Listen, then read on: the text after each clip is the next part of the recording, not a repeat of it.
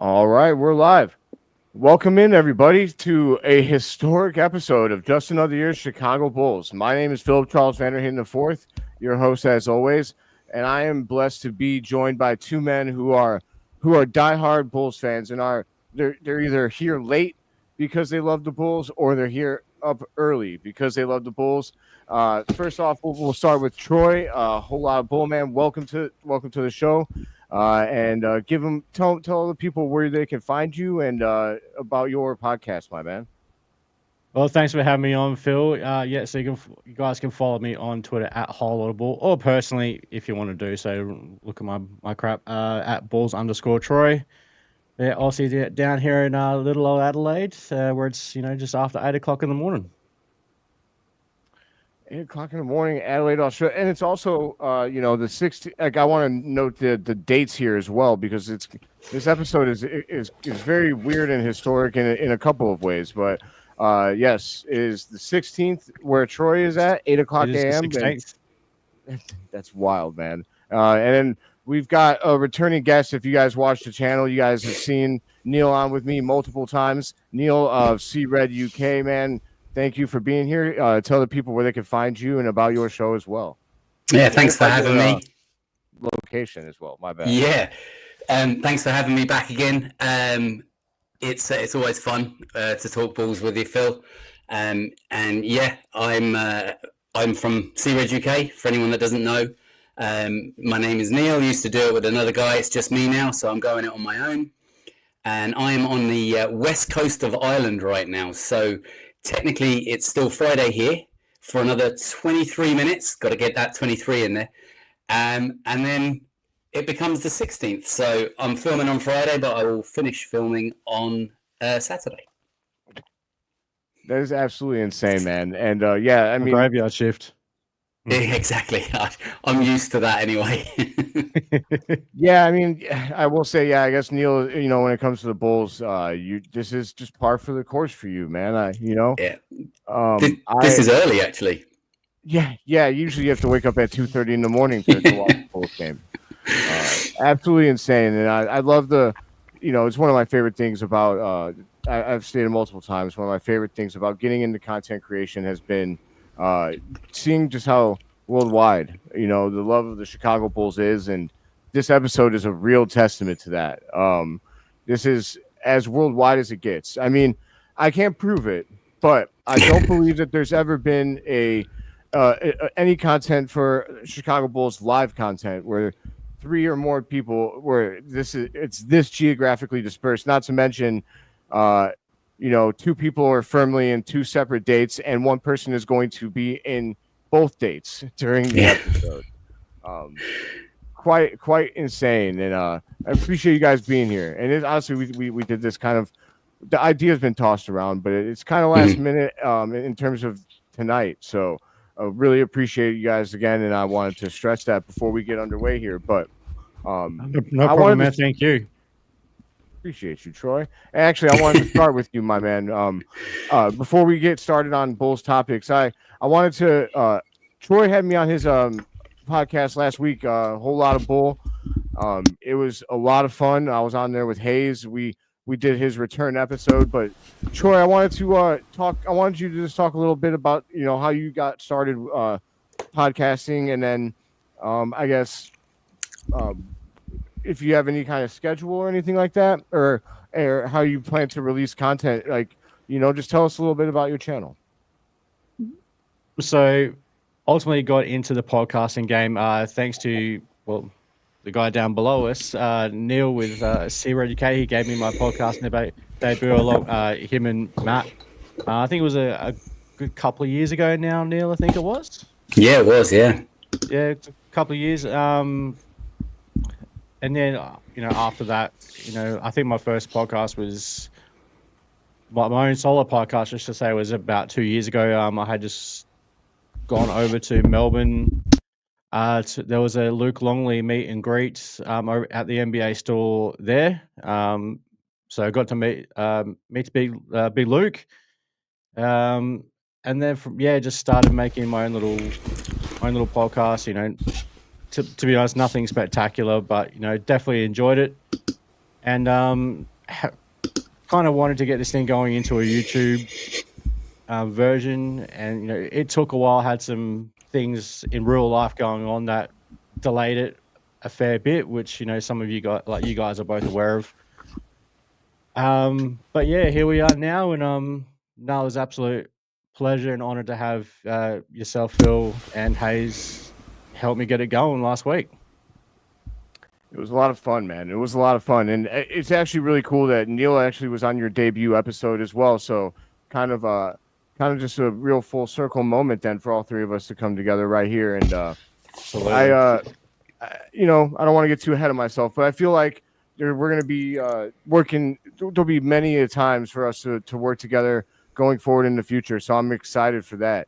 And Neill, if you want to talk a little bit about, just give us a little bit about C-Red UK. I know for anyone that's not aware, Matt, who has been on this channel as well with Neill, he decided to step away from content creation, but we love Matt and we wish him the best of luck. But if you want to talk real quick, Neill, as well about what the plans for C-Red UK are going forward.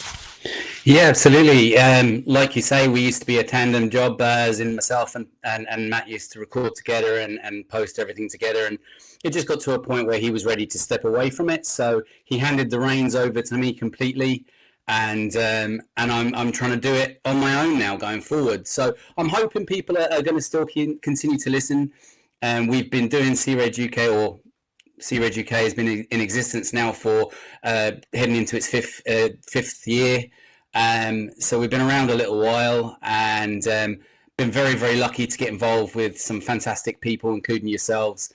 And hopefully we'll be able to carry the flag going forward. And definitely with things like this and collaborations like this, I think is something that's very exciting moving forward for both ourselves, Troy, potentially other people in the future that may or may not be in the pipeline, and for our listeners as well, hopefully. Absolutely, man. And I guess this would be a cool time to say that going forward, it's my goal to bring together,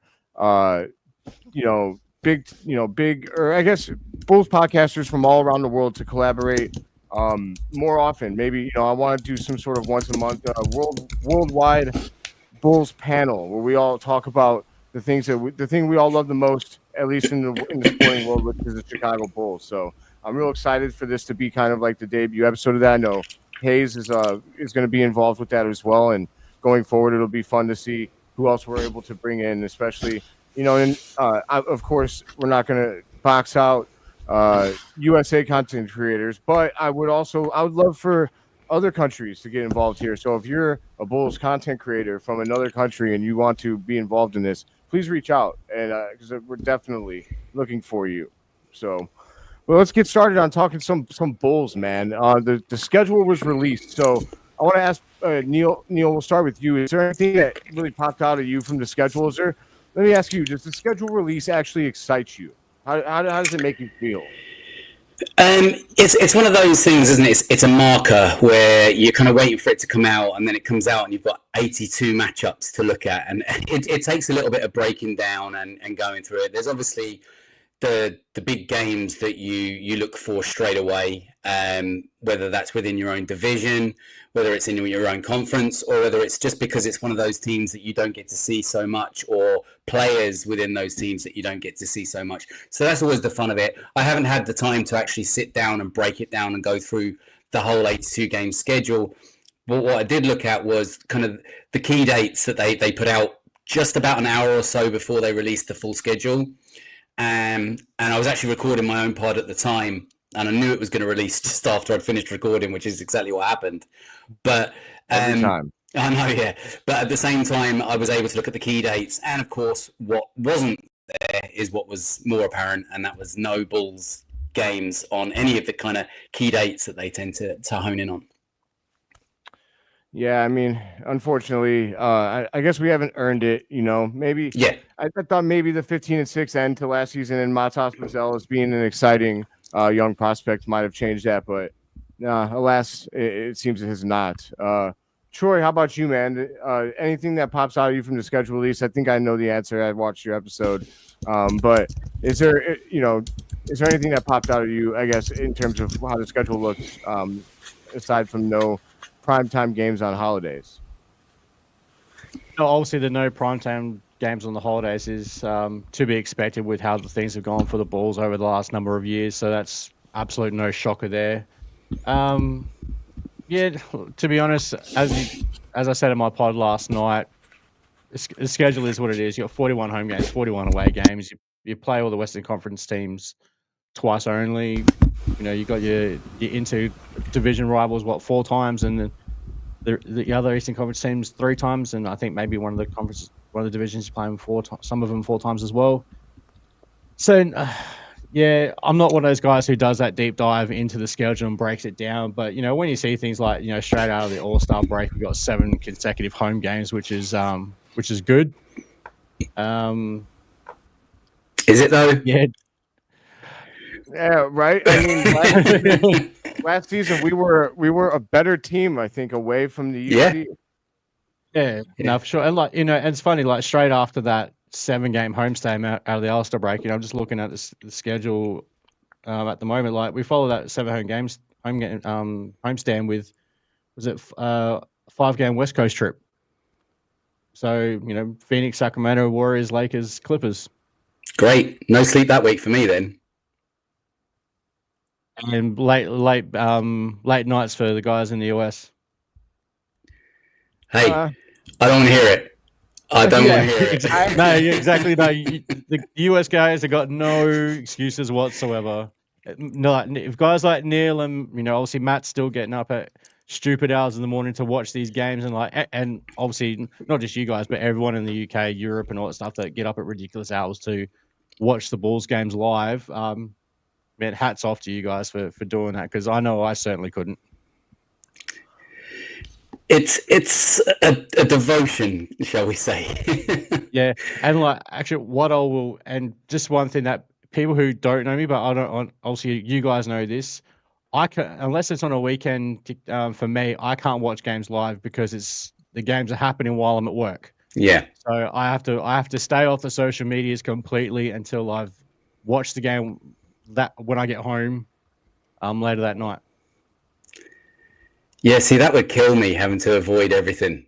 I don't know how you do that. See, I suppose everybody has their own challenge, right? Yeah, it was a struggle to start with, but I got in the swing of it. Yeah, I honestly, man, the fact that so both you guys both do stuff that would be extremely hard for me. Getting up at 2:30 in the morning to watch a Bulls game, I would like to say that I do it because I love the Bulls, and let's say if I got stationed over there, if I were to stay in the Army, which I'm not, but if I did, and I got stationed overseas, I would get up for those games, but it would be quite an adjustment, and I can imagine myself falling asleep accidentally, in the second quarter, many, many times. Well, when some of the games are a tough watch, you are certainly fighting the eyelids. I can tell you that much. But or if you're a tourist kind of show, you just get up and leave the stadium and go back to the Advocate Center. Well, yeah, and watch it on your little TV screen, or probably a very big TV screen. 85-inch. To be honest, it's not too bad getting up to watch a game. But what is a killer is back-to-backs, especially if they're like West Coast back-to-backs. Because, you're normally looking at maybe a 3 a.m. tip-off at that stage. So you're probably going to finish the game 5:30, 6 a.m. in the morning, which wouldn't be too bad if I could then go to bed and have a proper sleep throughout the course of the day. But with school runs or when the kids are off school, that's just absolutely not going to happen for me. And then I shift work anyway, so a lot of the time it doesn't match up anyway. So sleep is a commodity that I don't see much of, but yeah, it's worth it for this Bulls team, right? I'd say it's worth it for I guess now. If you said that a year and a half ago, I would have been like, maybe, I don't know, but it's worth it for the Chicago Bulls, I would say. And then Troy, you avoiding all results and then watching games, at your leisure without being spoiled. That's also impressive. I've tried to do that when I with different sports, and I'm not good at that. I'm not. I always get spoiled for me, man. Yeah, no, it's definitely tough to start because you just want to be like, what's going on, but at the same time, I've trained myself well enough to just be like, no, I'm watching the game later on, and I don't want anything to ruin it until I get home. And to answer a good face question, usually for me, first thing in the morning. Well, the games aren't first thing in the morning. I think they're about. I think depending on whether we're in daylight savings time or not. I think the games generally, if it's a 7 p.m. Chicago game, for example, it'll either be like 10:30 or 11:30 in the morning for us, depending on whether we're still on daylight savings or not. That's not bad. That's not that.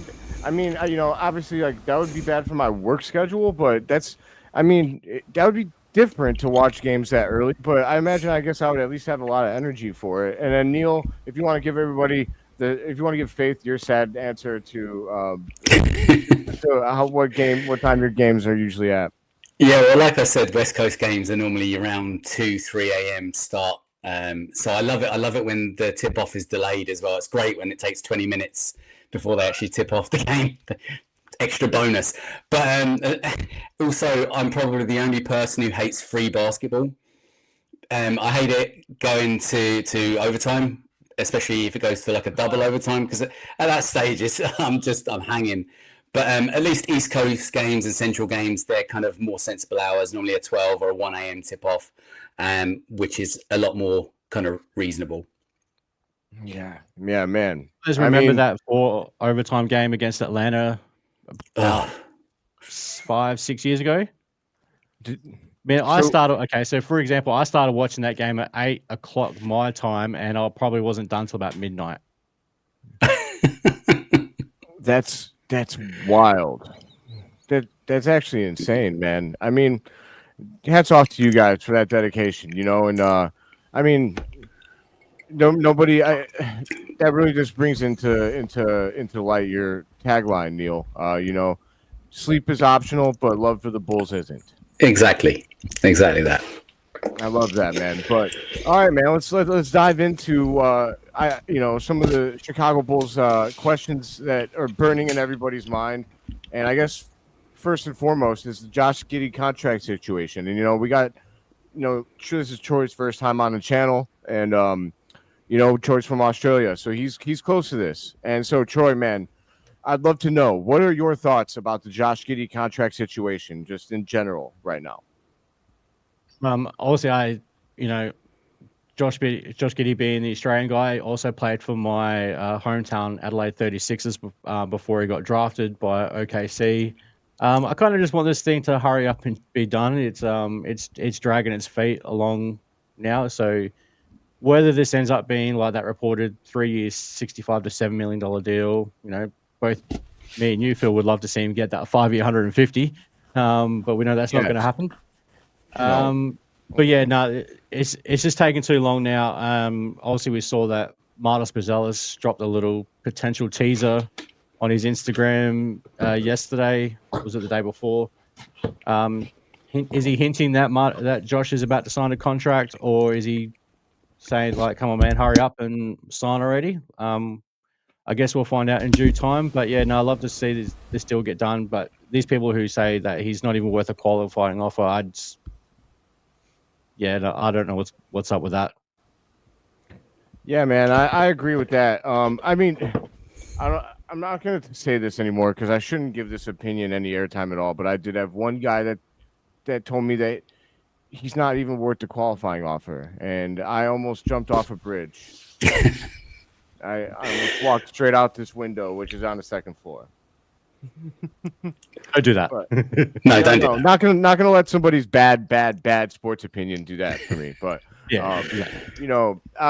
Neill, do you have any thoughts to add on to how you feel about the Josh Giddey contract situation? Yeah, absolutely. I think that the longer it goes on, the more speculation is going to be out there, which is the side of it that I don't enjoy. But that being said, I guess I'm not in that much of a rush. Now, I am definitely pro Josh Giddey, so don't take me up wrong on that. I want Josh Giddey to sign with the Bulls, but I'm just not in any rush to make it happen because I think the Bulls are actually playing this kind of the right way for once.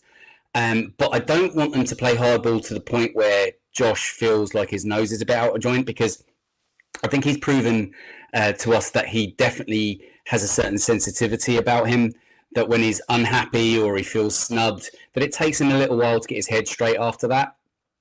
And I don't want him to kind of come into the next season feeling like he has to prove himself all over again or something like that, because that's not a good platform for him to start his season from. I'd much rather them come to an agreement. You know, a lot of the rumors at the moment are that the Bulls are holding out around the 22, 23 million mark per year, maybe for a 3 or 4 year deal.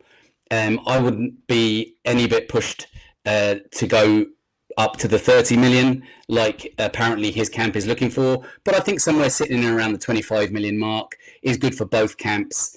It would leave Josh feeling appreciated. It would leave him feeling secure because the Bulls could give him that across 3 or 4 years, and it would also leave the Bulls saving themselves technically 5 million a year, right?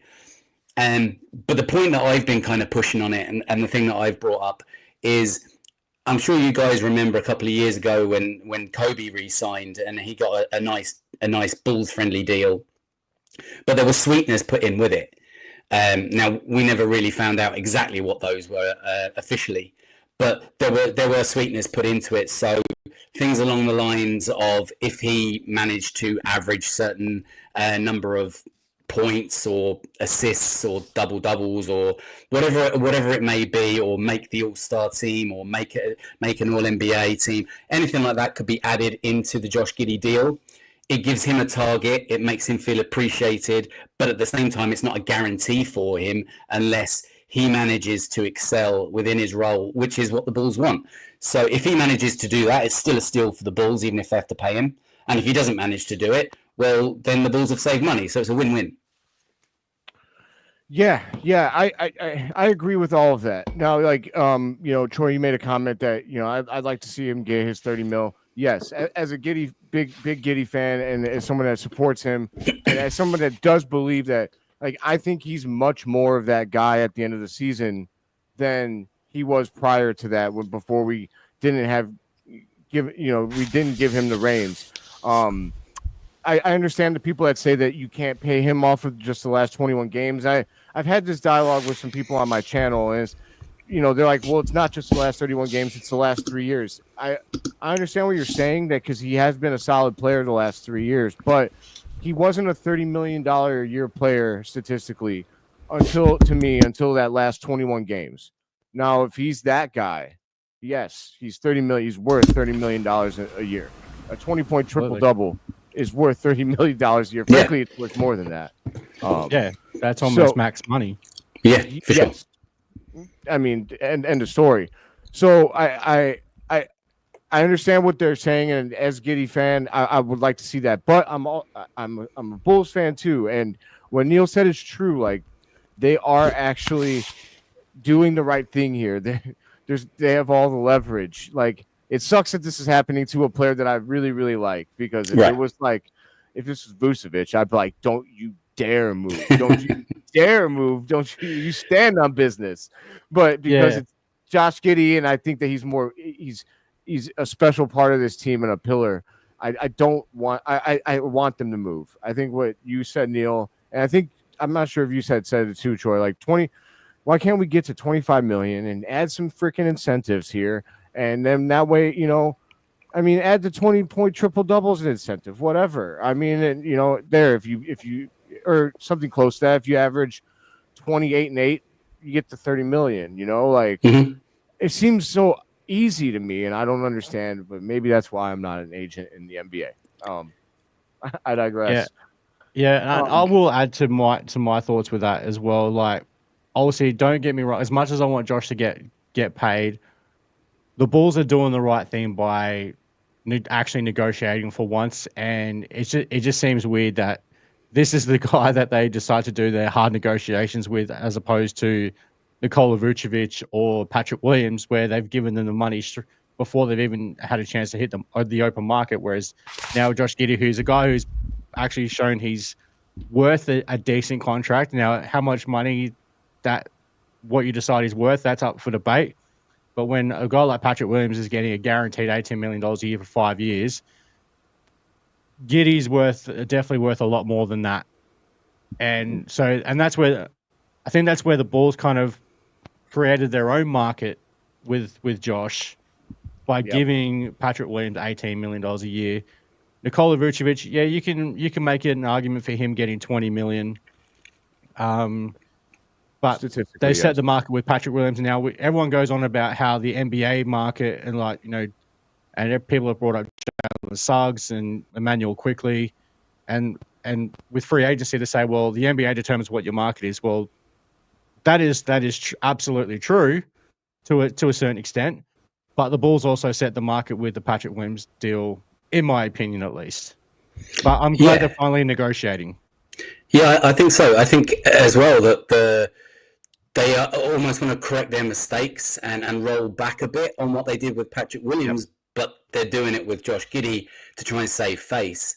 And that's not exactly going to work out potentially in the long run with, I suppose, creating a good balance for Josh and the Bulls and having a good dynamic together, I think, But let's hope that they strike gold in that middle sweet spot and everybody's happy. Absolutely. Yes. I agree with all of that, and my last parting thought for that. I thought you made a great point about Patrick Williams, and that's the thing is when you pony up that kind of money for that guy without him giving you much at all production wise, and you're doing it on potential. Yes, that's when it becomes tricky with Josh Giddey. Now, I just wanted to add, that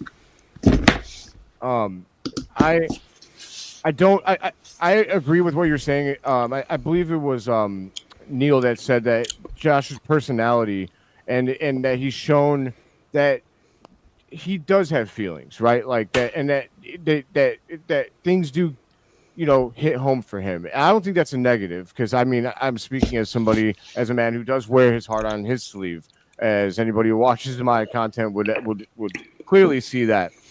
So you do want to take care of him. From that point of view, you want him to feel wanted and loved as a member of your organization. But at the same time, it is business. And I think, like I've seen Bulls fans say that the bridge is burnt. Like it's over now, and no matter what happens, Giddey's gone the first chance he gets. I don't think that's true. I don't think we're there yet. I know this has gone on longer than we all want, but I think that he understands that this is a business. Like, I don't think we're so far gone in these negotiations that he hates the Bulls now and he just can't wait to be gone. I don't think he'll be hanging around for a while yet. Yeah, I think so too. But do you know what? Also, I think that we're just so detached from this kind of business because it's not the way that the Bulls have done things. Yeah. When they're doing this now with somebody, like you say, that all three of us are Josh Giddey fans, right? So when we see them now doing this with someone that we like and we think is part of the future of this franchise, we're like, well, hang on a minute, why are you doing it now? But the fact of the matter is, this is the way every negotiation should have been going on, and this should just be the standard. Unfortunately, it isn't, but maybe this is going to set the standard going forward. I don't know. I hope so. It would be so frustrating if the next time we get into one of these things, especially if it's for a player that we all don't necessarily love, it's like if they come out next year and they just give Dale and Terry $20 million or something like that, and then like without anybody like competing for his services, and then I would just be like, all right, I'm done. Hey, I love DT, but he ain't worth that. That's what I'm saying, though. Like, if they're just like, well, his potential, and I'm like, all right, man, we just did this with Giddey. Don't you start with it. Is his dancing on the sidelines worth $20 million? I don't know. No, I don't know. I'm not saying that I'm a lover of him as a player necessarily. I do think I love his engine and his motor, and it's his personality. I just love that kid. I don't know what it is. I feel like I'd like to take him out and kind of sit down and have a beer with him and have a chat with him. And he does seem like a good piece of the locker room, and I think you don't want to undersell that, but it's not $20 million a year. No. No, You do. and You do. no offense either, because I'm in contact a little bit with Al Terry, his dad. So That's if Al awesome. happens to be listening to this, it's no diss on your son. He's a great guy. What's going on, Mr. Mr. Terry, Terry? sir. Yeah, I honestly, I mean, I thought Dalen took a step last year, so I Mm. think that I thought I would like to see. I love when we're kind of front running a little bit, and we have him and Julian Phillips in the game, and they're because you could tell like when we're ahead and they're feeling good, and they can become like pests, and I wish that we would kind of put them both in the game sometimes when we have a small lead and let them just full court pressure and be just the most annoying players of all time. Yeah. I think they can be. They give me vibes that I wish I would get from Patrick Williams, but I digress. That's a good segue into the question that Faith had for us. Smooth. Yeah, that was actually completely. That was not. I didn't mean to do that. That was lucky. But you know, I like to think it was a little bit like Giddy's half court shot. Maybe it was luck, but mostly skill. Just a lot of practice. You know what I'm saying? You leave it up there. he knew like it was Wesley going in. Snipes and White Man Can't Jump. It's it's pretty. It's so pretty. So Faith had a question for us here.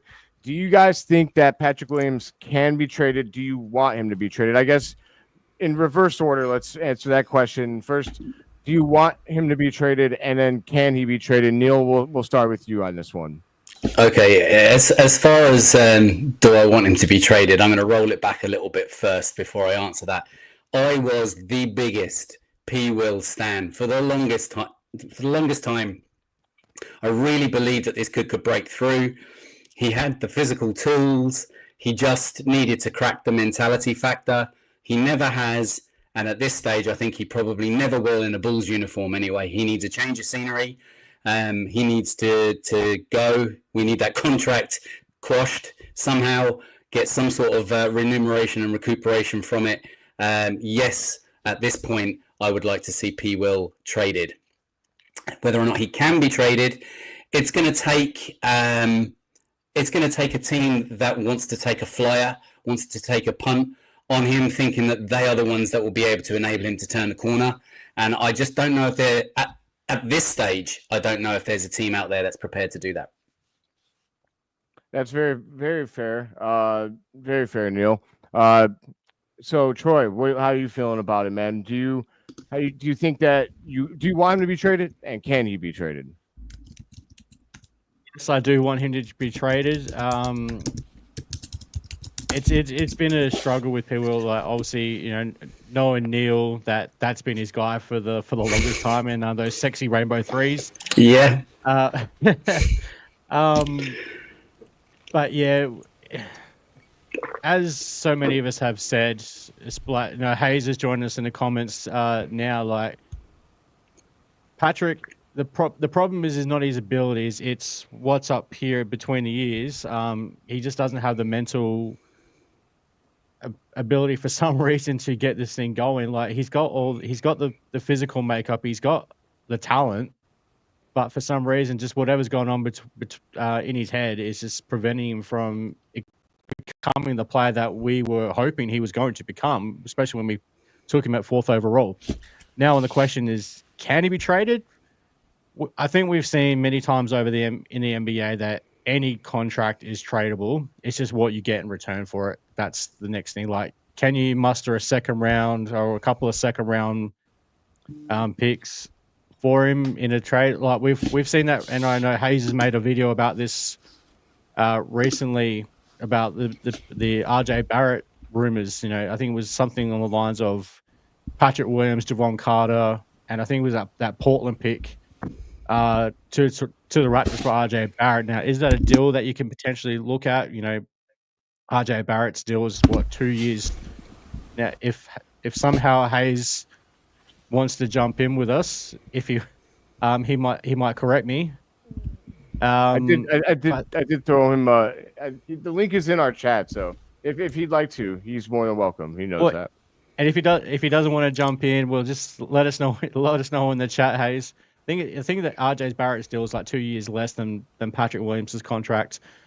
So financially, it works out for the Bulls as well, and we get off Javon Carter. I'm not gonna I don't know if I can say on your show what Hayes calls him, so I'll just leave it there.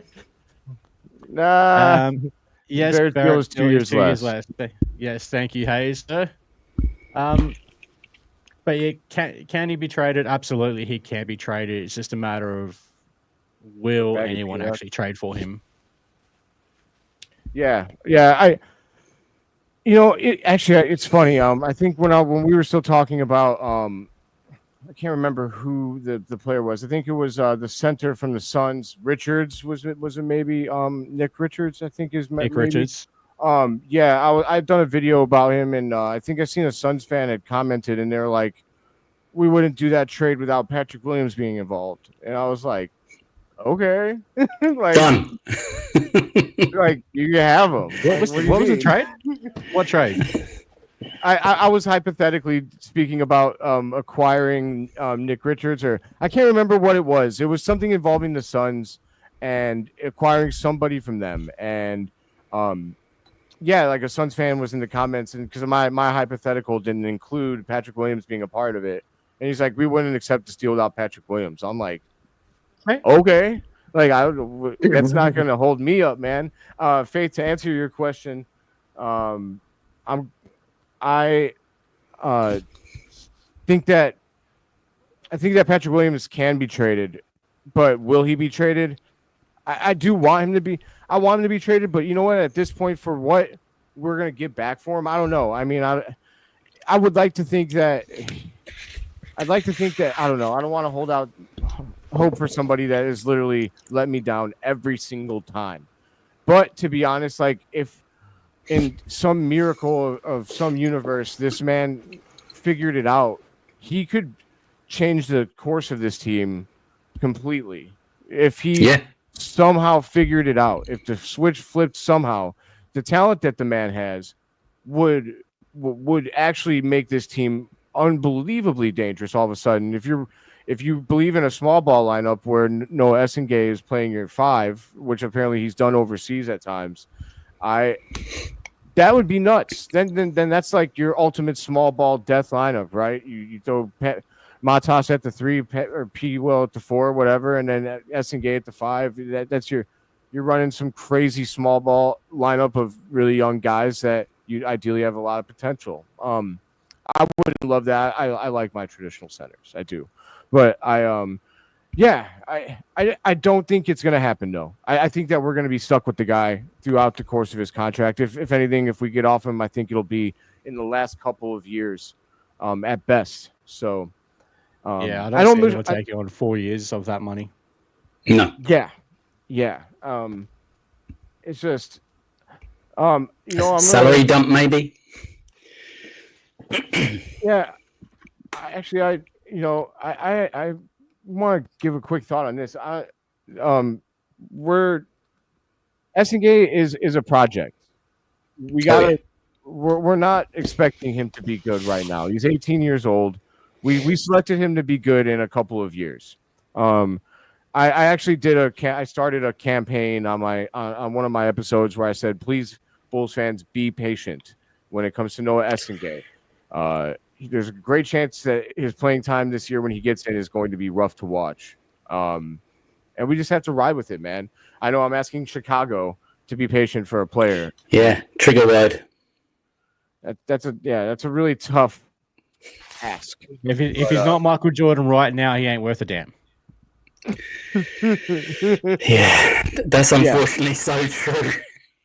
Yes. And that's a problem with a lot of Bulls Nation. Like, unless someone is MJ, Scotty, basically straight away, as soon as they come onto the roster, they're trash, apparently.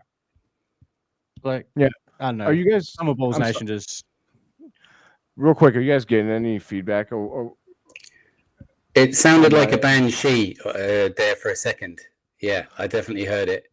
I'm getting a tornado warning here. Is that what it is? Yeah. So apologies if that comes over, but you know what? We don't end. We don't cower from Mother Nature on this channel.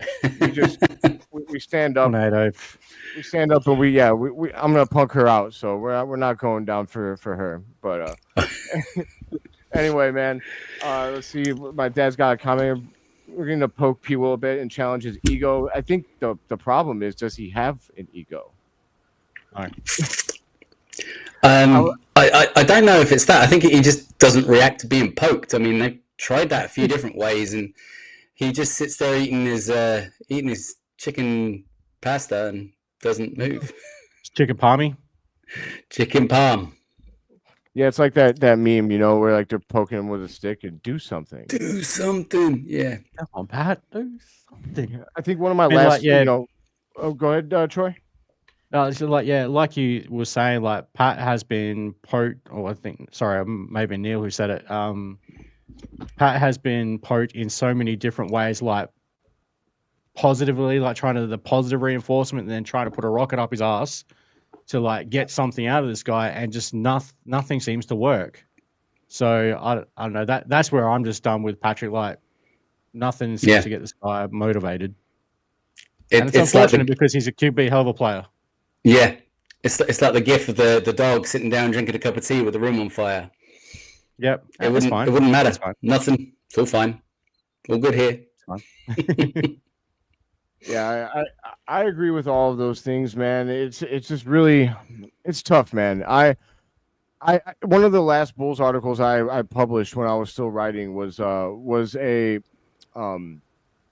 I went off on him. It was actually like I think, I'm not sure if it was the beginning of last season or it was the season prior when he walked off, or like he was pouting on the bench, and like we rallied, and then like I think we like came back, like we hit like a game winning 3 or a game tying 3, and he was just like sitting there and wasn't reacting on the sideline, and I lit into that dude and said some pretty PG article, but ripped him apart. And I came all the way back from that to being on the channel last year and hyping him up after he had a really good game against Cleveland when we sat all of our starters, and he played really well. And then I remember Matt, actually from C Red UK at the time, he challenged me on my optimism for P Will at the time, and I was like, he might be coming around, man. He might be coming around. We can't give up on him. And then he did what he did in the playing game, and now I'm done. I'm done. No more expectations. I don't have any, and we're just gonna go from there, man. Faith had another question here. Thoughts on the Lonzo Ball trade? We turned down a first and Marcus Smart for him, and as that's been very popular to that we've covered as a Bulls fan base. I would like to know, actually, though, how you guys feeling. That's a great question, because I would like to know how you guys feel about the Isaac Okoro for Lonzo Ball trade. Troy, we'll start with you. So firstly, going back to that Marcus Smart and first round pick, which ended up being the number 18th pick, I believe it was, that I'll make this perfectly clear. We should have absolutely done that deal. Like, no hesitations on that one whatsoever. So it's kind of ridiculous, and of that obviously AK doesn't value draft picks for some reason, but that's a deal we should have absolutely done without hesitation. Now, the Ball for Okoro trade in a vacuum is a perfectly fine trade. Ultimately, you're going to get a player who is actually going to be on the court for you. And then, because, Lonzo Ball has played 70 games in 4 years. So the fact that you're actually going to get someone who's actually going to be on the court for you is a massive plus. And, and he's going to fit into what the Bulls are trying to do with this run and gun. Like, he's going to benefit from being out in transition with Giddy and like Trey Jones and who else is running the point at that stage. But yeah, no, I like the deal in a vacuum. But yeah, 100% we should have absolutely done the Marcus Smart first round pick trade back at the deadline. That's yeah. Not much more to add to that. We should have done that deal. Another classic AK waiting too long for something that doesn't materialize. I will say I'm glad that we did that when it comes to Alex Caruso. I know that Bulls Nation might not love that answer. I love that we didn't take the 2 first rounders for Caruso, but give me Josh Giddey over whoever those 2 first rounders might have been. Personally, I think that. Obviously, I think that he's going to be a all-star caliber player, But Neill, how are you feeling about the trade? And do you have any comments on AK passing on that trade the first time? And then how do you feel about Isaac Okoro to the Bulls? Well, if that trade was legitimately on the table to get a first round pick, and just by picking up Marcus Smart's contract, then that was a no brainer at the time. I think to have done what they did, which was to re-sign Lonzo and then trade him without even playing a game on that contract in a Chicago Bulls jersey, it just makes no sense to me. It's like, yeah, okay, look at what we could get for him, but if we hang on, we can get less.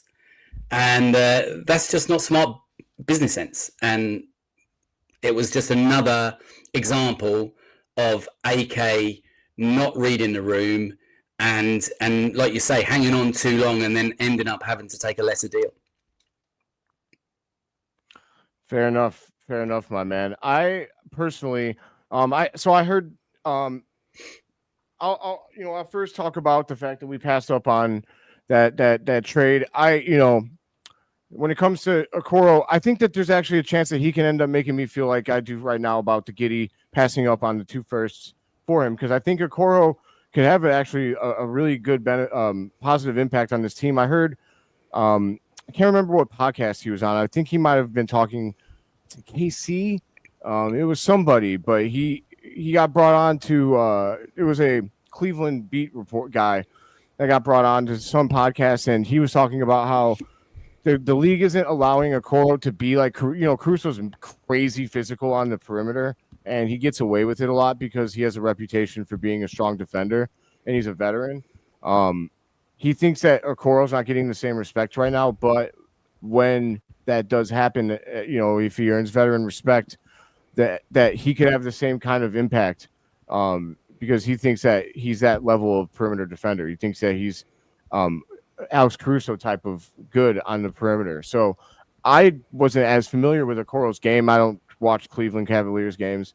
So I was kind of shocked to hear that, and that excited me, because if he is that level of perimeter defender, then he's exactly what we need out there. So I'm excited to see what he could bring. If he is going to be at that level, then maybe, passing up on the 18th pick and Marcus Smart will be no big deal. I do like taking the shot on him, and the more I think about it, the more I like doing that over taking Jonathan Kuminga, who would have cost you an exorbitant amount of money. I think that you're not going to get that potential. Kuminga has a higher ceiling than Okoro, especially offensively, but for the price, it's going to it could end up being more bang for your buck, if you will. And don't get me wrong either by what I said.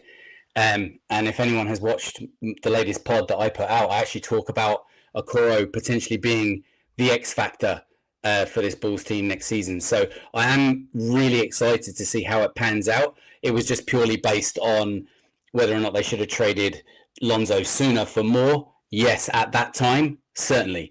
But this is what they've got out of it. This is what we've got. And I am actually interested and looking forward to seeing what Okoro brings for the Bulls, because I think it could surprise some people. Absolutely. Yeah, I'll give this to AK. It seems like he whiffs on these fastballs that are like people throw him fastballs down the middle and he just doesn't swing, and he takes the strike a lot. But he's pretty good about swinging when he's got a full count. Like, it feels like he's about to completely strike out, and then he gets first it was the Giddey trade, and now it's Okoro. I like the swing, and he might hit another home run with it. We'll see. I hope so. I don't think he's going to be Josh Giddey by any means, but if he's an elite perimeter defender and that's what he ends up being for us, that's good bang for your buck for a guy that has played, as Troy informed me the last week, 70 games in 4 years for Lonzo Ball. 70 games in 4 years, and if we end up getting an elite perimeter defender for a guy who we thought was never going to play basketball again, that is a good move, objectively. So, I want to talk real quick about this comment, because it feels like some Bulls Nation feels this way, and it makes me sad.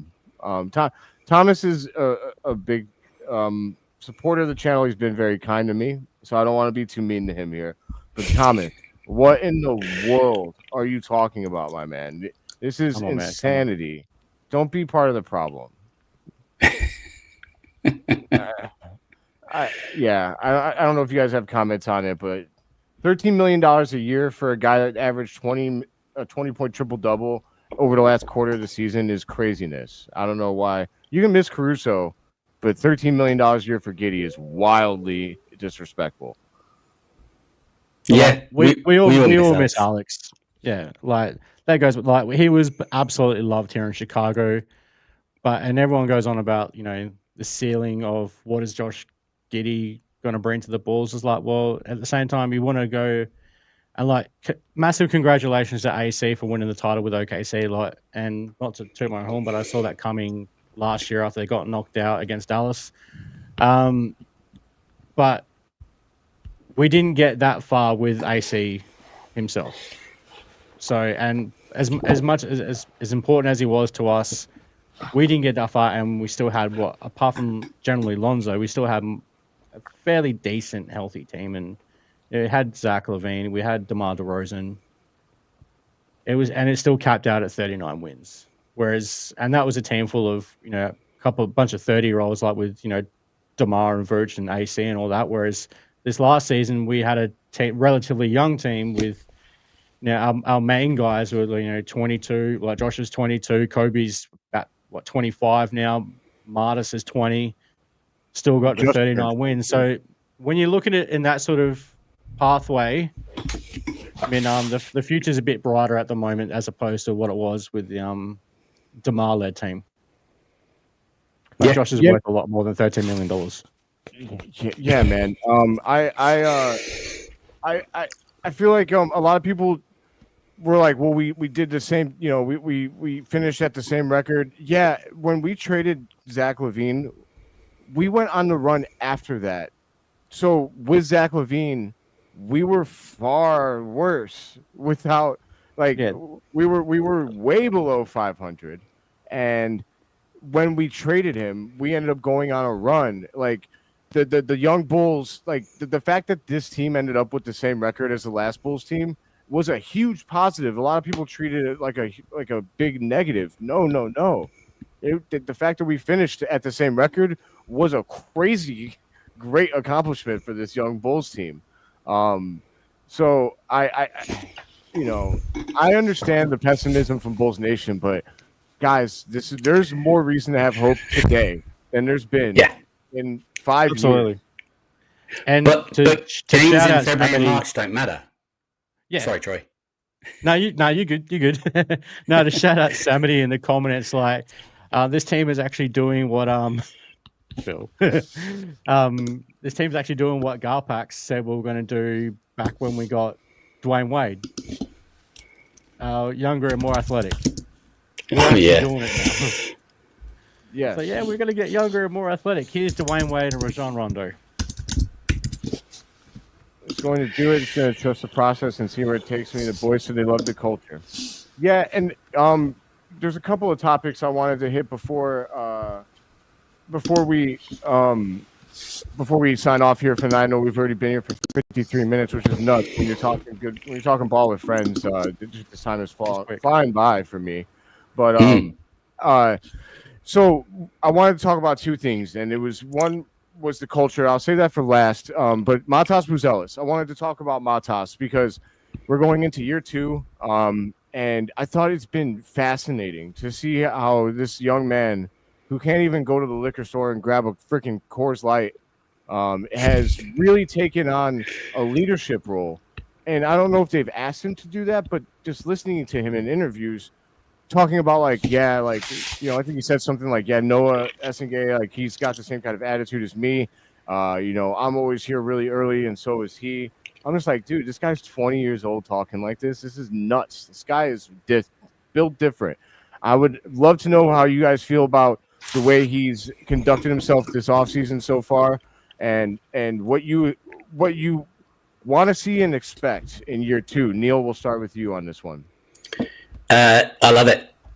Plain and simple. I absolutely love it. I love this guy's attitude, his physicality on the floor, his tenacity, his toughness, his speed, his handles, and he's only going into his second season. If this guy really does believe in himself the way he seems to, then he's already halfway there. And if he can get the skill level to catch up to his mentality, I'm telling you, Mattis is the future of this franchise. All they need to do is fit around him with the right people, and this could be a fun team to watch within the next 2 to 5 years. Absolutely. How are you feeling about it, Troy? Absolutely love Martis. This kid is absolutely he's hilarious for one. He's like you see him when he brought in Noah Asenge and Lockie Ulbrich. Shout out Lockie, fellow Adelaide boy. I mean he's an absolute jokester, but then his tenacity on the court and the dude's a killer. That's probably one of the best ways to put it. Like he's got that mentality. He wants to go out and destroy everybody. And I absolutely love it. As far as the whole, as you mentioned at the start, when we started talking about Martis, there, he's only 20 years old, can't go into a liquor store. Well, if he's here in Australia, he can, because the legal age here is 18. That's fair. I forget that that's different. Yeah. So, but no, as far as that with Martis, I think this year he needs to just take a few more steps, add a couple of extra things to his game, like his own scoring creation. Like we know, like most of his buckets last year were off assists. So now if he can get it to a point where it's a bit more spread between getting assisted and his own shot creations, that's going to be a massive step for him. And then hopefully come year 3 for him, that's probably when he's going to become the alpha offensively, and it becomes like unless somehow we end up with someone like the 1 or 2 picks like a Camboose or that AJ, whatever his name. Not even going to try and pronounce his last name.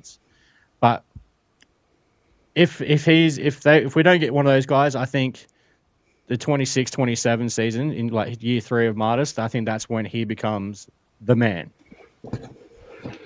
I dig it. Especially, I guess it remains to be seen what happens with Kobe White. And actually, if you guys don't mind, real quick, before we hit the culture, before we get off, I actually want to talk real quick about Ayo Dosunmu versus Kobe White. I bring up Kobe because, if Kobe ends up, if we for whatever reason ended up trading him or moving on from him, that's when I would like to see Matas really take over that primary scoring option role. While Kobe White's on the team, I think that's going to be a tough. We'll see. I mean, I don't know if Kobe ever really will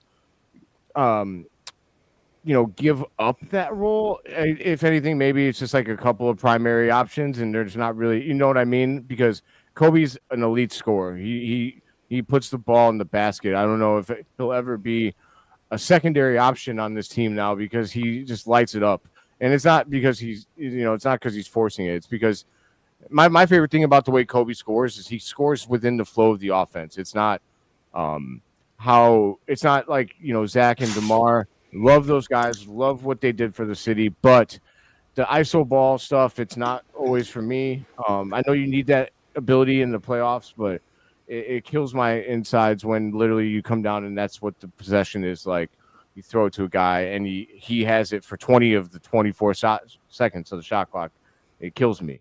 So I would love to know what you guys think about the Kobe White and Ayo Dosunmu thing with both of their contracts coming up next year. How do you guys feel? Do you guys feel like there's a world in which we resign all of these players, and we're because we can? I think we have enough cap room to do it, but it would kind of tie us up afterwards. And so, what would you do? And with Ayo versus Kobe, or would you not make a decision at all and you resign them all? I would love to know. Neill, we'll start. I believe we started with Troy last time. We'll start with you this time, Neill. Yeah, look, I really, really like Ayo. I love the fact that Ayo is probably alongside Mattis as our two best two-way players.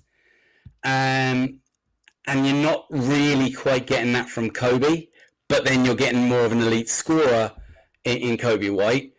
Kobe was very much a microwave scorer when he first came into the NBA, and he has managed to kind of climb out of that kind of moniker, and now he's more of a steady scorer.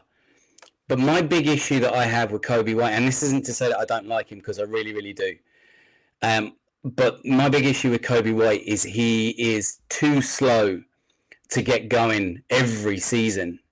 And I know that's ironic that, I really like Josh Giddey, and Josh Giddey has been criticised for that for last season.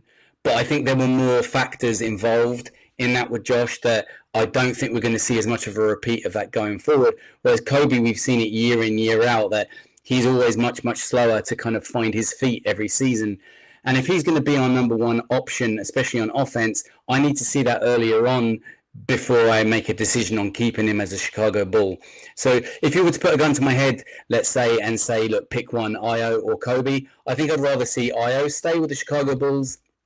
However, I actually think that Io is the most likely one to get moved, because I think that the front office love Kobe too much to let him go. Definitely hear everything that you said, Neill, and I honestly, I think I agree with all of it, but I'll give my full thoughts after Troy. Troy, what do you think, my man?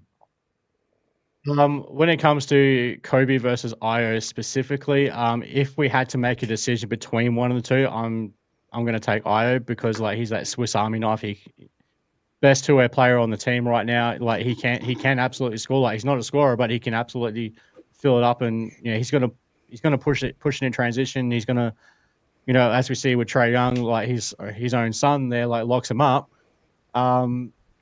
Kobe, he does tend to get off to these slow starts. We've seen that every year, which can be frustrating. And we know some players can be ones that take a bit to get going to the season. Like we've seen it with Nikola Vucevic. Apparently, that's just a regular thing for him. And yes, we did see it with Josh Giddey last year. And as you guys mentioned, like there was outside circumstances with that. Obviously, he just come out of the Olympics and had a torn ligament in his ankle, which I've actually done the same injury myself. So I know what that's like to come back from, even just as an average everyday person. And then obviously with Josh as well, coming into a new team, having to learn a whole new system, so that that's where I give leniency to Josh. But yeah, as far as Kobe goes, look, the guy can absolutely fill it up. And I was one of those guys who I'll put my hand up and say I thought he was nothing more than a six-man microwave scorer like that Jamal Crawford, Lou Williams type of player. But he's completely proven that to be totally wrong. But yeah, if it came down to it, I'm gonna take Io over Kobe. And I love Froby. Like he's hell fun. And look, how much better he actually got after the Zach LaVine trade, because everything got freed up. The ball was moving and popping everywhere. It actually allowed Kobe to be truer to himself, and like everyone got to be more of themselves. Like Josh got to be more of himself. Kobe got to be more of himself. Like with Steve Martis, that's when he started to show more. Like everything was a lot more freedom in the offense, because we didn't have Zach LaVine clogging it down and trying to. And hey, Zach LaVine's a great scorer and all that, but he was also slowing the pace of the offense down, and it really lifted once Zach got. And apologies to Ramina if she is watching this. I know that's your boy. Hey, Zach was my favorite player for the Bulls while we had him, but it was time to move on. Yeah. I it's so funny because I'm about to echo a lot of those sentiments, and I'm actually going to see Ramita this weekend. We're all as a group, we're all going to the Bears game. So I say hello. I'm sorry in advance, Ramita, for the disrespect that I'm about to put on Zach LaVine. But I was a huge Zach guy. Actually, I mean that jersey right there. I mean that's the Zach LaVine jersey. But yeah, man, I went to bat for him forever, but the proof is in the pudding.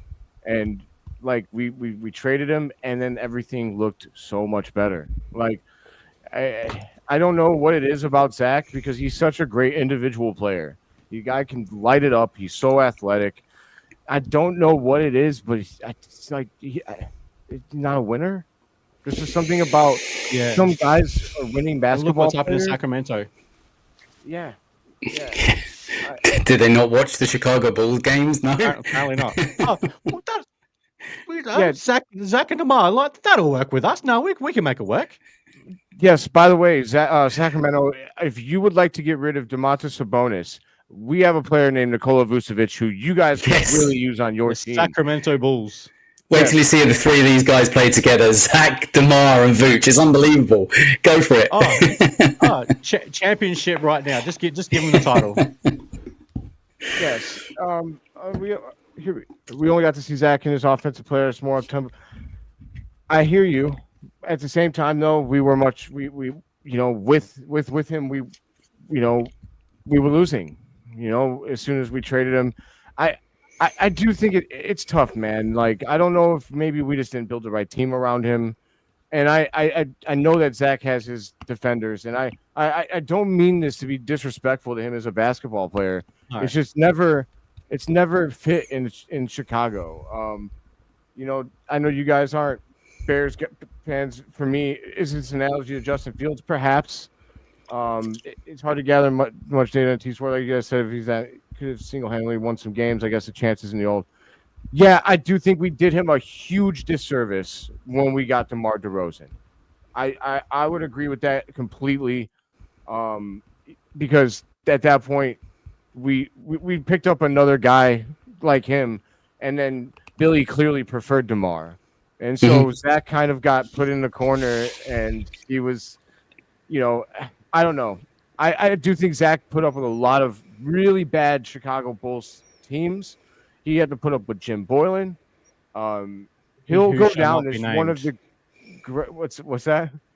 He who shall not be named. Yeah, my apologies. I apologize for uttering his name, but yeah, I mean, he'll go down as one of the greatest scorers, like objectively, in Chicago Bulls history. It's just a shame that he wasn't that he never really won here.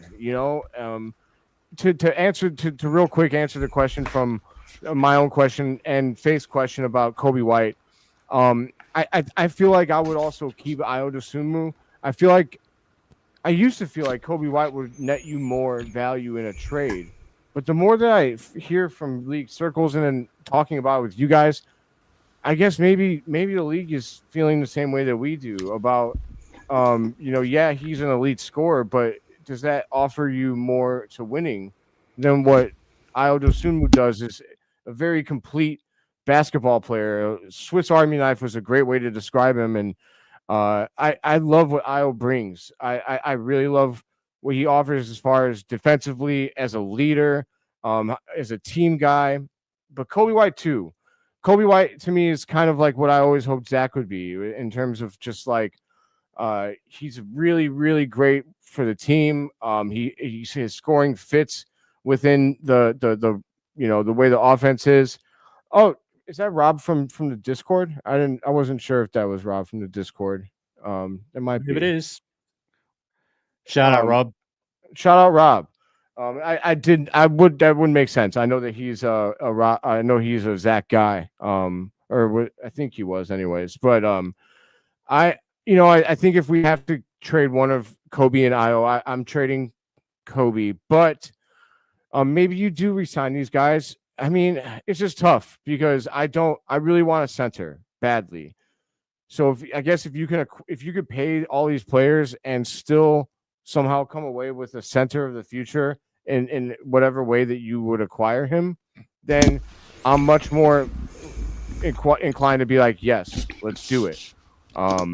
But if you have to give up a guy like to move up in the draft or because if there's a center available, I think I'm trading Kobe to get that guy. But like you guys say, I think if I had to make a prediction, I think it's Ayo that gets traded. I think that, like you guys said, the Bulls management loves Kobe White with good reason, and I think that. But I also seen that he's going to expect more than $30 million a year from a contract, and that's where it gets tricky, because I mean, if we're not giving that to Josh Giddey, it's hard for me to justify giving it to Kobe when his one attribute is elite scoring, and like Faith did bring up, when we've needed him the most, he hasn't come up big, and that really matters. It kind of lingers in my head. You know what I mean? Does that bother you guys, that the fact that And he hasn't come up big in the playing games? I know that it's a play-in as well, and that gives me pause about judging it too much, because I wish we could see him in a series. Mm-hmm. yeah, Yeah. Neill, you go.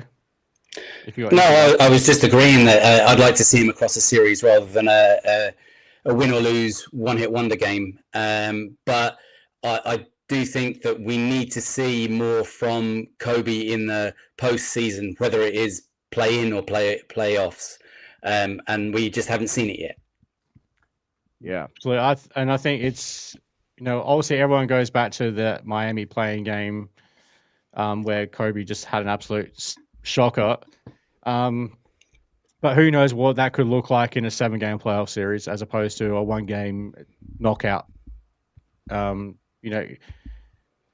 Eric Spoelstra, let's say we go up against Miami in a 7-game series. Now, could Eric Spoelstra absolutely coach him out of the series like he did in that one game? Absolutely. But it's also very, very possible that Kobe could work it out himself on how to beat this, especially for the first time of actually being, like, in terms of this iteration of the Bulls team, being the guy. Like, he's the man on offense. Maybe he works it out himself on what to do and how to attack things, as opposed to, like, he just gets shut down in one game and then that's how season done. Mm-hmm. absolutely, man. So at the end of the day, I guess the risk of running it back to see if Kobe can do that this year, if we were to make a playoffs, is his contract is due, right? So if you keep him all the way through to that point, you risk letting him walk for nothing. But I do think that Kobe's character, I think he's one guy that if you're going to let hit the undrafted free agent market with confidence that he's going to give you every chance to re-sign him before another team, I do think Kobe White might be that guy. He just bought a house in the area. I think he wants to be here. So he's a guy that I don't get too. I'm not as scared like him and Io. There's other guys like at this point. I guess Giddey would be one of them. Who not that he doesn't love Chicago, but because he hasn't been here and made those really planted too much of roots. If we let him hit undrafted free agent market, I'm very worried that he's going to be like, well, you guys haven't really shown me a whole lot of love. I'm out of here. I hope not. I want him to be here badly with Matas. I think that they're going to build something special. But moving on real quick to the last subject. I know I've had you guys here forever, and thank you guys so much for being here. The numbers of people watching have only grown, and I've loved the interaction. Everybody that's here, thank you for interacting. This has been really awesome. But my last topic I wanted to talk about was the culture and really Billy Donovan. I am torn on this man, and I've lit into him. Like, I wrote an article 2 years ago for anyone who doesn't know, who's watching, where I told, I said, it's not you, or I said, it's not us, it's you. I said, he'll be the bridesmaid, he'll never be the bride. You can never win with Billy Donovan. Get rid of him, that sort of thing. And that we should have fired him. And that was after, I think, the first play-in loss to Miami. I wrote that article. And here we are today after 2 more of those.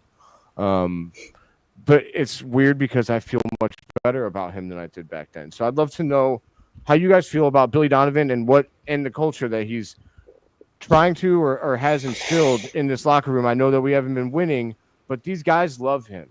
And that's obvious that these guys, the current Bulls, love him. So, Troy, we'll start with you, my man.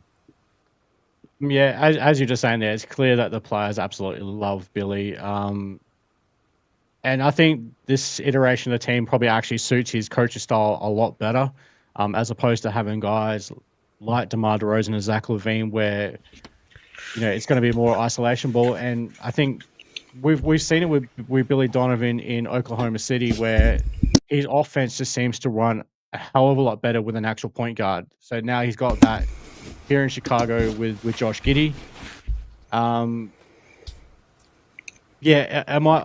Well, I'm not the biggest fan of Billy Donovan, but I'm more okay with him now being sticking around as the coach than I was when it was the DeMar and Zach LaVine days. Primarily because I think this just suits his style a lot better. And like obviously having, he's going back to his Florida days, like obviously he's in the Hall of Fame for a reason. As a coach, the man can coach, but he does still do a lot of questionable things. Like, we question some of his rotations. Yeah, I think this right now. I'm more happy with him being the Bulls coach for the next couple of years than I was previously. It's funny. It's really funny that we're both saying that, and we haven't really gotten over the hump at all. But I guess that's a testament to how to the players and them expressing themselves, and how he's mattered to them. So Neill, what do you got for us in terms of Billy Donovan and the culture? Yeah, I think my relationship, if you want to call it that, with Billy Donovan has been a roller coaster ride. It's full of ups and full of downs and twists and turns, and you don't know what's coming sometimes, and you don't expect some of the things that happen, and then sometimes the obvious happens. And I think that's what keeps me interested about Billy Donovan, is he keeps me guessing. And like you say, I completely agree with you. The players seem to love Billy Donovan, right? The front office seem to love Billy Donovan. Management seem to love Billy Donovan. The only people that don't seem to love him are the fans. And there's an awful lot of flip-flopping that goes on with fans as well. Like, you'll both have to say that exact statement there in two slightly different ways, but you both believe that he hasn't really improved much, but you feel better about him now than you have in the past. So he's a bit of an anomaly that way. And I definitely question some of his rotations, Troy, like you said. I mean, sometimes you're like, what the hell are you doing? His use of timeouts is very questionable at times as well, especially when he throws in a timeout 2 or 3 minutes after halftime. I can never get my head around that. You've just had 15 minutes to talk to your team. You've just explained everything you need from your team. You come out, you barely touch the ball, and you're calling the timeout. What the hell is that for? He loves it. How many times have we seen like one play into like the second half or something? He's like, hey, time out. It's like, do you not talk to your players during halftime? What's going on? Is he out there watching the halftime show or what? But so I mean, things like that keep me confused. And one of the other things that he does that confuses me a lot is he goes through these little phases where he snubs players, right? Yeah. And we saw it last year a lot with Jalen Smith. We saw it previously with Andre Drummond. We see it all the time with Javon Carter, but I don't have a problem with that. Jog on, Carter. But yeah, I mean, it's strange, and I'm kind of wondering, is he going to do it again this year? And if he does, who's it going to be with? Now, if it's like someone like Patrick Williams, I don't have a problem with it. But I mean, if he suddenly he even done it a little bit with Zach Collins last year as well, and I was like, these players are actually giving you solid minutes, and then all of a sudden we don't see them for 4 or 5 games, and they're just sitting on the bench. You're like, I know, okay, fair enough, he doesn't like to go too deep into his bench. He tends to have maybe a 7-man rotation, and he sticks with that apart from if it's garbage time. But I just think sometimes he needs to dip in a little bit more and include players a little bit more and just work out what we have, especially in the early part of the season. But apart from that, I don't dislike him. He's a good coach. He's just not a great coach. He's one of those coaches who can get you to a certain level, but then you need to get another guy come in. Like, go back to the 80s with the Bulls, Doug Collins. Mm-hmm. He got you to a certain level, and then he reached his peak with the team, as much as MJ and all that didn't like it. But then you bring in Phil Jackson, who got us over the top. Yeah. Maybe that's the same thing with Billy. Like, he will get us to a certain level, but then come a certain point, we need to move on and bring in a guy who's going to take us even further. Yeah, absolutely. I don't know if you've seen the episode, Troy. But it's really funny you said that, because my last collaboration, or 2 collaborations ago, was with Hayes, and we likened him to Doug Collins. That's literally the comp that we used. Uh, and I tend to agree with everything you guys said. His rotations drive me, I'm just gonna say it. They drive me batshit crazy. Um, Oh, I that's what you're going to say. yeah, I mean, they drive me nuts. So I love Sticks. His player efficiency rating last year was a 18.7, which is the second highest on the team, only behind Vucevic. Like he's out there, he'd be like give you eight. He'd have like 8 minutes and have 7 rebounds, and I'm like, come on, man! Like he's out there hustling. What else do you want from him? I don't know how he determines those things. But you also don't hear like we never heard him complain. We never heard Jalen Smith complain. I don't know if he Not loves once. Billy. Don't know if he loves him, but I think Drummond actually did kind of express a little bit of disappointment in his role, but other guys like Matas and Io like have went out of their way to praise Billy Donovan, and so Yeah. I'm the kind of guy that tends to defer to the players, and like I have my feelings, but if they are saying something, it's like, hey, like how can I know more than them, right? Like they're there doing it with that guy every day. So Yeah. um, I agree with you guys. I think that he's a really solid coach for this rebuild. I don't know if he's the guy that gets us over the hump, but I do think he's the guy that can get us to the second round of the playoffs. And so I'd like to see him try and get us there. I hope he does. I would like his legacy to be a more positive one in the minds of fans when it's all said and done. Because I think that at times he's done the best that he can with the roster he's been given, and I think at times Bulls fans forget that he's not the guy that put the team together. He's just the guy that is trying to make it work. And so, And I think my last thing I'll add on to Billy Donovan as well is that I can make a comparison to here with my local footy team, Port Adelaide, for all my fellow Aussies in here. Yes, I'm a Port Adelaide supporter. Sucks to be me. There's only so far that a player and coach relationship, like having great relationships with your players, will take you. And for those Australians here, like yes, our coach, our now outgoing coach Ken Hinkley, he's a father figure to majority of these players. Like that's how they look at him. Like, um, but his coaching ability hasn't been good enough to get them to a grand final. He's been good enough to get them to a preliminary final, but not to the last dance in September. Same thing here with Billy. His relationships with the players is only going to get us so far. yeah, Like, and that's where I use the Doug Collins analogy to put it in a basketball term. But yeah, me being an Aussie and the Port Adelaide supporter, I can use that one as well. yeah, I think those are all great points. And like I I would sacrifice. If whatever coach that replaced Billy Donovan was a championship winning coach or a coach capable of winning a championship with the team we had, but the trade off is that the players kind of like hate him a little bit. I'm taking that. How many of the Bulls players back in the early '90s loved Phil Jackson? Like loved him like a father figure. I mean, I know they all loved him, but did they love him like a father?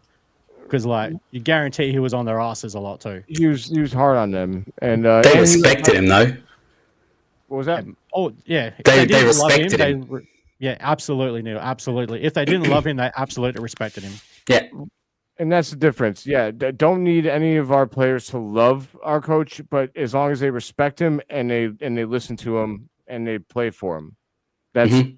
that's all I care Absolutely. about. At the end of the Yep. day, but with the young team that we have for now, because I don't think I think we all agree we're not looking to win a chip this year because of their youth. I do favor that a little bit more, where I'm like, yes, I'm glad that they really love their coach. But there's going to come a point where that is not, it just doesn't matter. And I'm really looking at a couple years, like when Montas is entering his fourth year. In my mind, I feel like that should be the year where we're ready to rock and load to be the team of that we want to be. Because before you resign him to whatever his second deal, you'd like to feel like he's that guy that I think he's going to be. But before we sign off here, real quick, real, I'm sorry, I did say that was the last topic, but Yuki Mania, man, real quick, Yuki Mania. I can't believe I almost signed off without talking about Yuki Mania. Thoughts on Yuki Mania, real quick, Neill. You know this already, Phil. I think you know this too, Troy. I absolutely love Yuki. He is electric to watch. For anyone that didn't watch him in the Summer League, go back, dig out the footage, dig out his highlights if that's all you can manage. Watch this guy. I want to see him on the floor this season. I think tough. Oh man, I tell you, I don't expect him to get many minutes, but once he gets them, he may earn a few more if he plays like he did. This guy is obviously going to be given that kind of tag of a bit of a gimmick, right? And we've seen that previously before with other small players. I'm going to use Muggsy Bogues as the most obvious one. Muggsy, for anyone that doesn't know Muggsy Bogues, go back and check him out as well. That guy was a pest. He could really play. 5'3", and he was incredible. That is unbelievable. He's 5 I know he was shorter than me. Yeah. I know, it's mad. Whoever thought anyone could be shorter than you? But wow, I'm catching strays. I'm only kidding, but unbelievable! I can't believe this. You know I love you, but Yuki is incredible. Just kidding, Neill. Did you just silence me? It's all love, my man. I'm sorry, man. Yuki is incredibly fun to watch, and I really hope that we get to see a few minutes. Him tossing the ball up to Madas and Noah would be just so much fun, and I'd love to see it, even if it's just in a garbage time. Give me 5 minutes, just 5 minutes. And the front office would be stupid not to do it either, because I mean, you know, they love bums on seats, they love money. And if you can hype up this Yuki-mania train to the Japanese community within Chicago and around the world, they are going to lap it up. The chance to buy a Chicago Bulls branded jersey with Yuki Kawamura's name on it, it's just going to sell like hotcakes globally. I'm going to echo everything you just said there, Neill. Like, 100% agree. So all I'm going to add is, if you go to the NBA Australia store, go to the Chicago Bulls thing, guess who the first jersey is you see on that site? Yuki. There you go. So Jerry Reinsdorf is already cashing in on it. Like that, that's what I'm going to say. Like, he's already cashing in. That makes me really wonder if there is going to be a little front office pressure on Billy to maybe get this guy a couple of garbage time minutes, which I would normally hate the idea of that. And I still do. I think it should be basketball oriented, period. But I wonder if they're going to be like, hey, man, get this dude a few minutes because we're trying to sell jerseys. I hope that's not what's happening. I hope that if he does earn a minute, it's based on his merit. Because, God, I know that he's not like you don't really want a guy like Yuki to have you probably don't want him to be a 20-minute per game guy, but God, if we have a safe lead, I just want to see him run some fast breaks with Matas Buzelis and Noah Essengay, because I think he'd throw some dirty oops to those guys and for sure. Real time. Yeah, absolutely. Yeah, Showtime balls. Yeah, I don't think to be honest, like, as much as I'd love to see him on the court and get some tick out there, I just don't think it's going to happen unless we've got some injuries or garbage minutes. That's how he's going to get his minutes on the court. Otherwise, it's just going to be with the Windy City. Yeah, I'm inclined to agree, but he's going to make me look up Windy City highlights, which I don't normally do. But yeah, I agree. I feel like there's a world in which he would have value in a small role, but I think it'd be tough for him to do. I mean, unfortunately for him, he plays the most stacked position on our roster. The Bulls aren't. I play him ahead of Javon Carter, that's for sure. Yeah. Oh, absolutely. When I do my fantasy GM stuff, I always list the roster, and I list them in a way where I list them like in where I'd see them like in roles wise. Like, and Javon Carter is always last on my roster list every single time. sorry, Javon, but you're collecting free money, and it's crazy. Mhm. You're robbing the crap out of us, man. Back to But Milwaukee. yeah, thanks. And wish you would have declined that player option, but I don't blame him for not doing it. But man, we're gonna stop it there because we're at an hour and a half here. That's the quickest hour and a half I've ever had of podcasting in my life. That was a lot of fun, guys. For the beginning of, Sea Red Worldwide or the United Bulls Nations, or I don't know if you guys seen I generated some names. The Windy City World Order that slaps. That's a cool name. But not sure what name we'll land on, or if we're just gonna keep switching nicknames every 5 seconds. I kind of like that idea too. But Yeah, why not? yeah, I mean, at the end of the day, the beginning of this, collaboration panel between all of us and Hayes and whoever else ends up being on with us, I think it's going to be awesome if this is any indication, because this was so much fun, you guys, and I look forward to doing this more often with you boys. And but before we sign off, Troy, if you could please tell us again where the people can find you and what you have coming out, if you have anything planned in the near future, my friend. So you can follow me on Twitter at Whole Lot of Ball. That's for the podcast side. If you want to follow me personally and probably see a lot more like my just a random shit or footy takes for the Australian footy down here. For you guys who don't know, we call football footy. And yeah, as far as what's coming up on the pod, look, basically it's just going to be as come as it goes. Like there's not going to be any sort of schedule to it. If I've got something to say, I'll put something out, and obviously if there's breaking news and like when Josh Giddey signs his contract finally, I mean I'll put something out then. But there's not going to be any like set schedule. Yeah, there's not going to be any set schedule on when I drop things. Like, hey, if it ends up being multiple days in a row, cool. If it ends up being a couple of days where there's nothing, but then yeah, nothing's set in stone. But you're gonna want to, hey man, just if you when you subscribe to his channel, make sure you hit that bell, hit that notification button, hit all. Do that, and you know what? Do it for Troy, but also do it for all three of us. I promise. We're gonna give you passion, love for the team that we all love the most. But Neill, my friend, you as well. Give us tell people where they can find you and if you have anything down the pipeline. Yeah, you'll find me across all the socials at CRED UK. My personal account is at Neill CRED UK, like it says up on the screen there with 2 L's. Yeah, I mean, I put stuff out across all the socials, create different forms of graphics and stuff, and then I have my podcast on YouTube as well. I throw out whatever I can, whenever I can, working around the schedule. So, yeah, come follow me, check me out, and make sure you subscribe to the YouTube too. And jump in both our Discords as well. Absolutely, yeah. We both have Discords, both Whole Lot of Bull and CRED UK. We alternate between the two. We jump in amongst each other. It's definitely worth joining.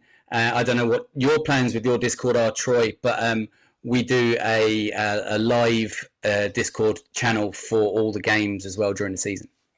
Yeah, I do have a game day channel in my Discord, but in terms of the actual going live stuff, well, I'm at work most of the time when the games are on. So, hey, people are more than free to have a live discussion while the game's going on. But if it's during my working day, I won't be in there. Absolutely. I'm in both of those channels. I can attest to the fact that they're my 2 favorite Bulls Discord channels. I interact in both of them frequently, and I actually have dropped their links in my comments multiple times, and I'm going to do the same for anybody who's interested. This episode will post to the channel when we finish recording, and I will leave their links again in the comments below. They'll only be active for 7 days though, so if those end up becoming expired whenever if you watching this now are watching after they expired, just hit me up on any of my socials at JAYCPhil or at JAYCHI_Bulls for my Just Another Year Chicago Bulls handle. Man, guys, it's been a pleasure. I'm almost sad to end this because it's been so much fun. But until next time, I'm seeing red more than ever. Neill, if you want to give your tagline before you sign off. The tagline: Zero people, wherever you are in the world, go Bulls. And sleep is Oh, sleep is optional. Loving the Bulls isn't. I love that. And Troy, do you have one? Really, it's more just like, Serie people be good. It's basically it. Oh yeah, love it. But all right, boys, everybody, thanks for tuning in. Until next time, peace. Take care, fellas.